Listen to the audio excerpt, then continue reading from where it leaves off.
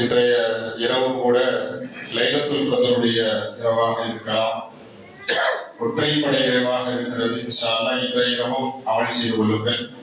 இன்று மோதப்பட்ட ஒரு சூரா சூரத்துல் வாக்கியா. இறைவன் இந்த சூறாவிலே பல அற்புதமான செய்திகளை சொல்கிறார்.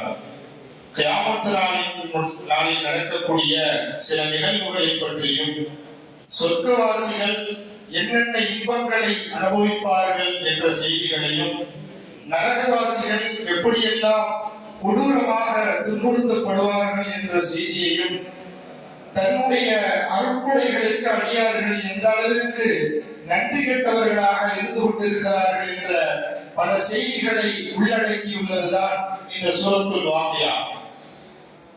அப்துல்லாஹ் இப்னு மஸ்ஊத் ரலியல்லாஹு அன்ஹுடைய கடைசி மரண தருவாய், மரணப்படுக்கையிலே இருக்கிறார்கள். அந்த நேரத்திலே அவர்களுக்கு 6 பெண் மக்கள் இருந்தார்களாம். எல்லாம் வந்தவங்க கேட்டாங்களாம், உங்களுக்கு 6 பொம்பளை பிள்ளை இருக்கிறாங்க, அவங்களுக்கு கரை சேர்க்க ஏதாவது உதவி செய்யணுமான்னு கேட்கிறாங்க. அந்த நேரத்துல அப்துல்லாஹ் இப்னு மஸ்ஊத் ரலியல்லாஹு அன்ஹு சொன்ன வார்த்தை, என் பெண் பிள்ளைகளுக்கு நான் சூரத்துல் வாக்கியாவை கற்றுக் கொடுத்திருக்கிறேன். அந்த சூரத்துல் வாக்கியா என் பெண் பிள்ளைகளை கரை சேர்க்கும் என்று சொன்னார்கள்.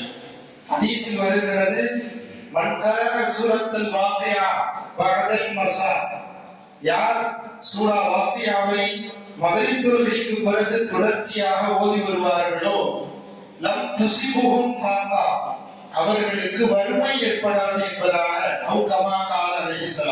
அவர்களுக்கு வறுமை ஏற்படாது என்பதாக ஹதீஸிலே வருகிறது. அப்துல்லாஹ் இப்னு மஸ்ஊத் ரலியல்லாஹு அன்ஹு சொன்னார்கள், என் பெண் பிள்ளைகளுக்கு நான் சூரத்துல் வாக்கியாவை கற்றுக் கொடுத்திருக்கிறேன். எனக்கு குமரி இருக்கிறது, எனக்கு பெண் மக்கள் இருக்கிறார்கள் என்ற கவலையா வேண்டவே வேண்டாம். சூரத்துல் வாக்கியாவை அனுதினமும் மகரிபிற்கு பிறகு உங்கள் பிள்ளைகள் குடும்பங்கள் ஓதுகின்ற சூழலை நீங்கள் ஏற்படுத்தி இருந்தால் இன்ஷா அல்லாஹ் அந்த சூரத்துல் வாக்கியாவினுடைய பரக்கத் அது ஏழ்மையை போக்கி வறுமையை போக்கி அந்த பெண் பிள்ளைகளுக்கு சாலிகான ஜோடிகளை அமைத்துவிடும் என்பதில் எந்தவித சந்தேகமும் கிடையாது. நான் சொல்லல, ரசூலுல்லாஹ் சொல்லியிருக்கிறாங்க. ரசூலுல்லாஹ்வுடைய வாக்கு என்றைக்குமே பொய்யானதில்லை. அதே போல அப்துல்லாஹ் இப்னு மஸ்ஊத் ரலியல்லாஹு அன்ஹு சொன்னதை போலவே 6 பெண் மக்களும் அவர்களினுடைய வஃபாத்திற்கு பிறகு கரை சேர்ந்தார்கள் என்ற செய்திகளை நாம் பார்க்க முடிகிறது என்று சொன்னால் ஒரு அற்புதமான சூரா சூரத்துல் வாக்கியா. இதில் பல நிகழ்வுகளை தான் கொடுத்த அருட்கொடைகளை அடியார்கள் என்னென்ன செய்து கொண்டிருக்கிறார்கள் என்று இறைவன் வெப்பித்து கூறுவதை நாம் பார்க்க முடிகிறது. அஃபரஐத்தும் மா தும்னூன், உங்களுடைய மனைவிகளிலே நீங்கள் செலுத்தக்கூடிய வித்துத்துளியை பற்றி நீங்கள் எதற்காவது சிந்தித்து பார்த்ததுண்டா? அன்தும் தஹ்லுகூனஹு அம் நஹ்னுல் காலிகூன், வெறும் ஸ்பாம், அந்த வித்துத்துளி ஸ்பாம் அந்த பெண் பிள்ளையினுடைய கர்ப்பப்பைக்கு செல்கிறது. சாதாரண தண்ணீரை போன்று உள்ள ஒரு திரவம். ஆனால் அல்லாஹ் அடுத்து சொல்கிறான், அன்தும் தஹ்லுகூனஹு அம் நஹ்னுல் காலிகூன், அந்த தண்ணீரிலும் கூட காலை வைத்து, கண்ணை வைத்து, கையை வைத்து, உடலில் உள்ள உறுப்புகளை எல்லாம் வைத்து ஒரு அழகான பிண்டமாக அதை வடிவமைத்து நீங்கள் படைக்கிறீர்களா இல்ல நான் படைக்கிறேன் அப்படின்னு அல்லாஹ் தஆலா கேட்கிறார். ஒரு தண்ணீரில் இருந்து இறைவன் உருவாக்கக்கூடிய அற்புதமான படைப்பு என்னவென்று தெரியவில்லை. ஏதோ மாசமானாங்க உள்ளபத்துக்காக நினைக்கிறோம். இறைவன் அத்தனை வேலைகளையும் செய்து கொண்டிருக்கிறான். அழகான முகத்தை கொடுக்கிறான், உடலினுடைய உறுப்புகளை கொடுக்கிறான். இதற்கெல்லாம் நன்றி செலுத்தாமல் அடியார்கள் இருந்து கொண்டிருக்கிறார்கள் என்பதாக இறைவன் திருமறையில் கூறுகிறார். அடுத்து அல்லாஹ் சொல்றான், அஃபரஐத்துமுல் மாஅ அல்லதி தஷ்ரபூன் அஃபரஐத்தும் மா தஹ்ருஸூன். நிறைய விவசாயங்கள் நடக்குது, விவசாயம் நீங்கள் உழுது கொண்டிருக்கிறீர்கள். அந்த விவசாய நிலங்களை குறித்து நீங்கள் இன்றைக்காவது சிந்தித்து பார்த்ததுண்டா? அன்தும் தஸ்ரஊனஹு அம் நஹ்னு ஸாரிஊன், விவசாயி விதைகளை தூவிவிட்டு தண்ணீரை விட்டு போய் உறங்கி விடுகிறார்.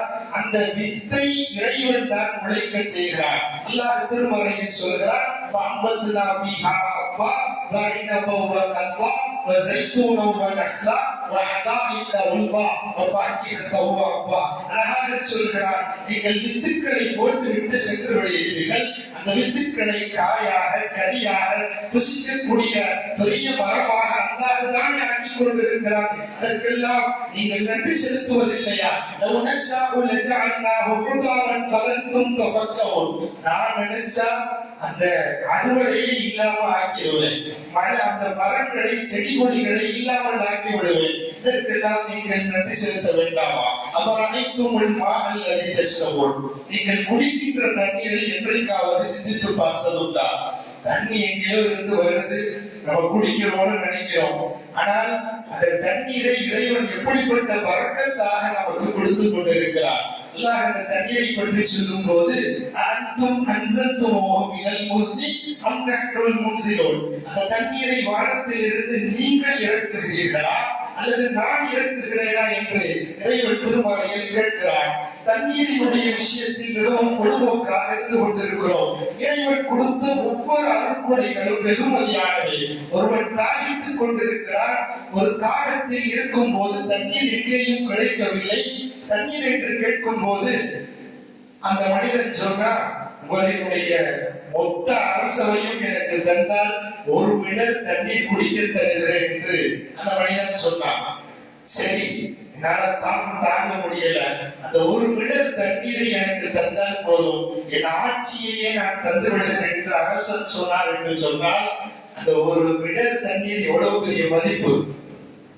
நிழலில் வெயிலுக்கு போகும்போதுதான் நிழலினுடைய அருமை தெரியும் என்று சொல்வார்கள். இதுபோல இறைவன் கொடுக்கக்கூடிய ஒவ்வொரு ஆற்றல்களும் மிக மிக வெகுமதியானவை. நாம் அதற்கெல்லாம் நன்றி செலுத்தாமல் இருந்து கொண்டிருக்கிறோம். இறைவன் அழகாக சொல்கிறார், லவ் நஷாஉ ஜஅல்னாஹு உஜாஜன் ஃபலவுலா தஷ்குரூன். நான் நினைச்சேனா அந்த தண்ணியை உப்பு தண்ணியா மாத்திடுவேன்னு சொல்லி அல்லாஹ் சொல்றான்.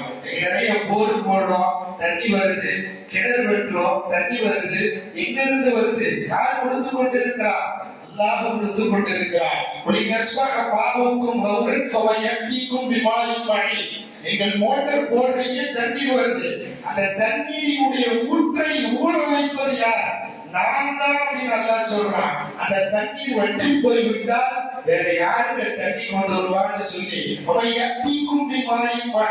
ஊற்றில் இருந்து தண்ணீரை பீரிட செய்வது யார்? வேற யாரால முடியும் சொல்லி அல்லாஹ் கேட்கிறான்.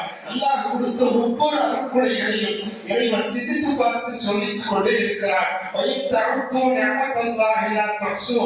அல்லாஹ்வுடைய அருட்கொடைகளை நீங்கள் சிந்தித்து பார்த்தால் உங்களால் சிந்திக்கவே முடியாது என்று அல்லாஹ் திருமறையில் சொல்கிறார். அதனால் தான் ரசூலுல்லாஹ் கால் வீக்க வீக்க தொழுதார்கள்.